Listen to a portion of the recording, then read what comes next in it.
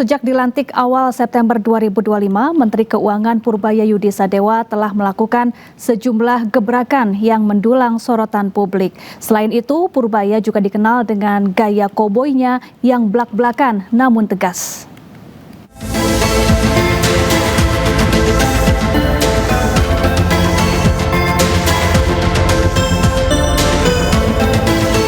Menteri Keuangan Purbaya Yudi Sadewa menggelontorkan 200 triliun rupiah kepada bank-bank negara atau Himbara. Kucuran dana fantastis ini bertujuan mendorong penyaluran kredit ke sektor real sehingga aktivitas perekonomian meningkat. Meskipun awalnya Direktur Utama Bank mengaku tak sanggup mengalokasikan dana sebesar ini, namun kebijakan ini jalan terus. Purbaya tegas memberantas praktik impor pakaian bekas ilegal. Ia melarang barang bekas dari luar negeri masuk tanpa izin resmi, apalagi dijual baik di pasar maupun platform digital. Bisnis thrifting ini dinilai merugikan negara dan industri lokal. Purbaya juga kerap melakukan inspeksi mendadak kepada anak buahnya.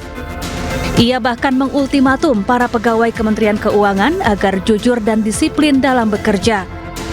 Ia pernah mengancam akan memecat pegawai bea cukai yang diduga kerap nongkrong di kafe saat jam kerja. Selain itu, Purbaya juga rutin menelepon layanan kering pajak untuk mengetahui kualitas dan kecepatan pelayanan. Purbaya kemudian membuat hotline Lapor Pak Purbaya untuk menerima pengaduan masyarakat. Yang tak kalah jadi sorotan, Purbaya menunda kenaikan cukai rokok hingga tahun 2026. Ia ingin fokus pada pemberantasan rokok ilegal untuk menjaga penerimaan, memulihkan industri hasil tembakau dan meningkatkan lapangan kerja. Selain kebijakannya yang out of the box, gaya koboi blak-blakan terkesan santai namun tegas juga kerap mendulang perhatian publik. Pemirsa, bom waktu utang proyek kereta cepat Jakarta-Bandung mulai terlihat di tahun 2025. Pemerintah menyiapkan sejumlah skema untuk menyiasati utang senilai 116 triliun rupiah.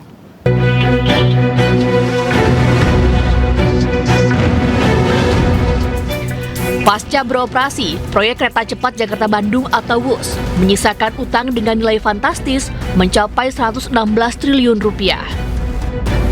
Utang ratusan triliun itu tak hanya menjadi beban bagi konsorsium BUMN yang terlibat, namun juga membuat pemerintah pusing tujuh keliling. Hingga saat ini segala skema pembayaran tengah digodok, termasuk restrukturisasi utang yang akan diajukan Danantara bersama Menteri Keuangan Purbaya dan Menko Infrastruktur Agus Harimurti Yudhoyono ke Cina. Kalau emang kita harus terlibat, saya mau lihat termnya seperti apa. Jadi mengamankan term buat kita juga, buat pemerintah Indonesia juga. Berarti ada peluang pakai APBN, Pak? Peluang pakai APBN tetap ada ya, Pak? Itu saya nggak tahu, nanti kita lihat negosiasinya seperti apa. Sebelumnya, Ketua Dewan Ekonomi Nasional Luhut Binsar Panjaitan juga menekankan pentingnya restrukturisasi utang proyek WUS. Melalui restrukturisasi ini, maka jangka waktu pembayaran utang mungkin akan diperpanjang sehingga beban keuangan menjadi lebih ringan. Sementara itu, Chief Operating Officer Danantara menjanjikan persoalan utang proyek WUS akan segera rampung. Danantara menargetkan kesepakatan solusi akan selesai di penghujung tahun 2025. Mengenai hutang dalam pembangunan, ya ini hutang dalam pembangunan ya, karena pembangunannya kan equity-nya terbatas, tapi sisanya hutang. Ini akan kita pelajari dan kita negosiasikan untuk memberikan manfaat terbanyak untuk kita. Diresmikan Joko Widodo akhir 2023, proyek kereta cepat Jakarta-Bandung menelan anggaran hingga 118,37 triliun. 2 tahun beroperasi, namun belum mendatangkan laba. Kini negara malah terjerat utang kepada Cina. Tim Liputan, iNews melaporkan.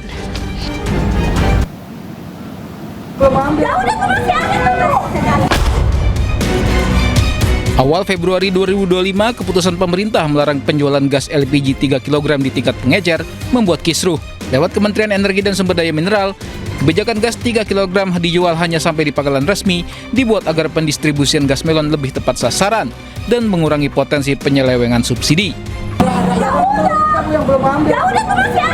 Namun imbas kebijakan mendadak ini, masyarakat tidak lagi bisa membeli gas melon melalui pengecer biasa. Gas melon menjadi langka karena hanya bisa didapatkan di pangkalan atau agen resmi Pertamina. Karena kami lapar, butuh makan, butuh kehidupan, Pak. Saat sidak di pangkalan LPG kawasan Cibodas, Tangerang, Banten, Menteri ESDM Bahlil Lahadalia sampai diprotes warga yang kesal karena tidak juga mendapat gas melon berhari-hari. Bahlil kemudian mengatakan atas perintah Presiden Prabowo Subianto, pengecer gas melon diaktifkan lagi sebagai sub pangkalan yang dikontrol Pertamina. Upaya ini sebagai jalan tengah adanya penolakan sejumlah pihak serta upaya pemerintah menertibkan distribusi. Hanya beberapa hari kebijakan diberlakukan, Presiden Prabowo memanggil Menteri Bahlil ke istana.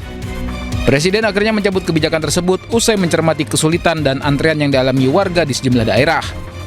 Sebenarnya ini bukan kebijakannya dari Presiden untuk kemudian melarang kemarin itu. Nah, tapi melihat situasi dan kondisi, tadi Presiden turun tangan untuk menginstruksikan agar para pengecer bisa dapat berjalan kembali sambil kemudian pengecer itu dijadikan subpangkalan. Tapi udahlah, kesalahan itu nggak usah disampaikan kepada siapa-siapa. Kami Kementerian SDM yang harus mengambil alih tanggung jawab dan memang tanggung jawabnya itu untuk melakukan perbaikan, penataan. LPG 3 kg merupakan program subsidi pemerintah dengan anggaran lebih dari 80 triliun rupiah dengan penerima manfaat lebih dari 40 juta pelanggan.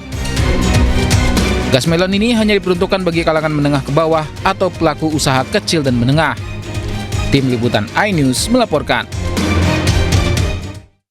Ya, sementara itu pembangunan IKN menjadi daya tarik tersendiri bagi masyarakat Indonesia dan internasional. Meski ditempa sejumlah isu, pemerintah pastikan pembangunan IKN terus berlanjut.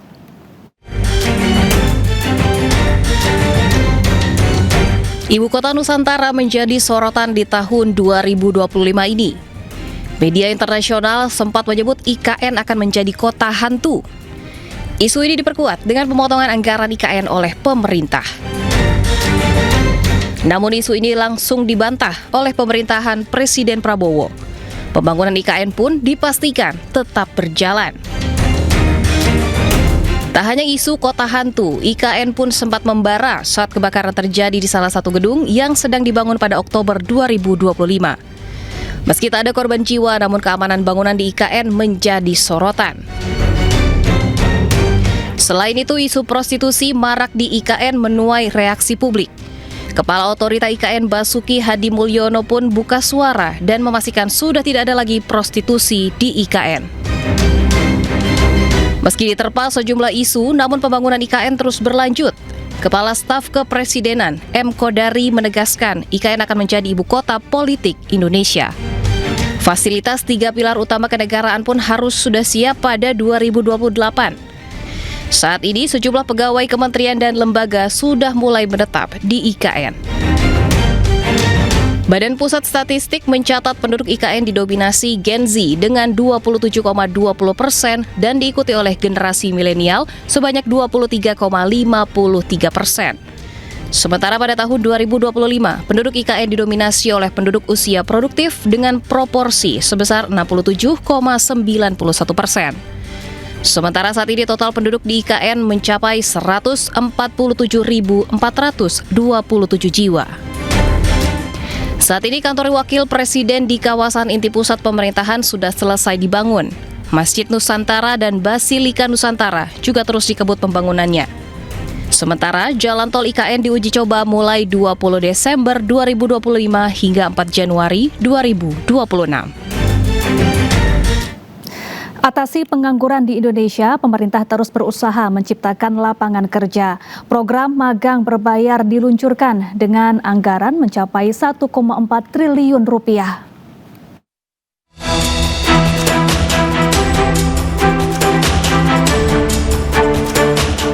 Ratusan pencari kerja di Sukabumi, Jawa Barat memadati bursa kerja yang digelar Sekolah Menengah Kejuruan Negeri untuk posisi kasir minimarket. Padahal dari 500 pelamar, hanya 30 orang yang akan diterima untuk bekerja. Data menunjukkan jumlah penduduk yang tidak bekerja alami kenaikan.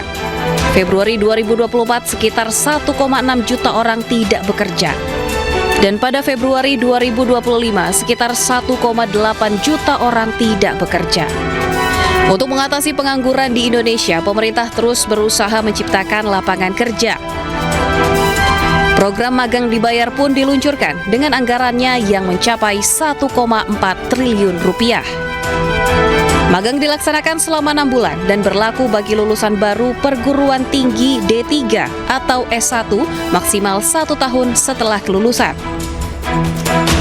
Nominal gaji magang Kemnaker tahun 2025 untuk terendah yakni Rp2 juta dan tertinggi Rp5,6 juta.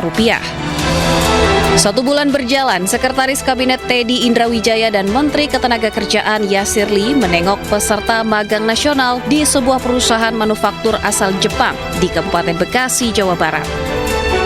Keduanya memastikan program yang dirancang untuk memperkuat keterkaitan antara dunia pendidikan dan industri ini berjalan lancar sesuai rencana. Keberadaan program magang nasional sejatinya tidak hanya berbicara tentang penciptaan tenaga kerja, tetapi juga mencerminkan arah moral kebijakan ketenagakerjaan di Indonesia.